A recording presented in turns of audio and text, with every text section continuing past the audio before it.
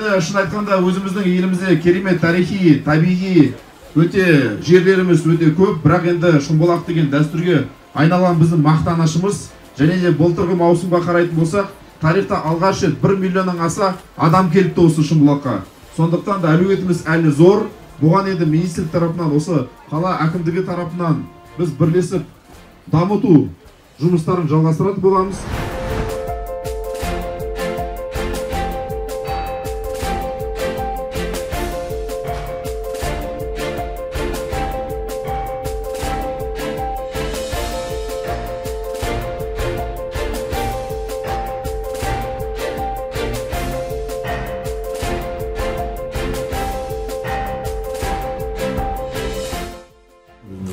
Осы арнайы креативті индустрияны қолдап құрайын деп жатырмыз.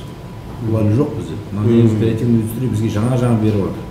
Біз өзімізде бір департамент құрамыз ба деген ниетіміз бар, жоспарымыз бар. Соны құрып, одан кейін қазір қазақ туризммен бірлесіп бір қорды ашып, өзіміздің дарынды балаларды қолдау мақсатында бұны үйлестіреміз деген жалпы жоспар құрылды.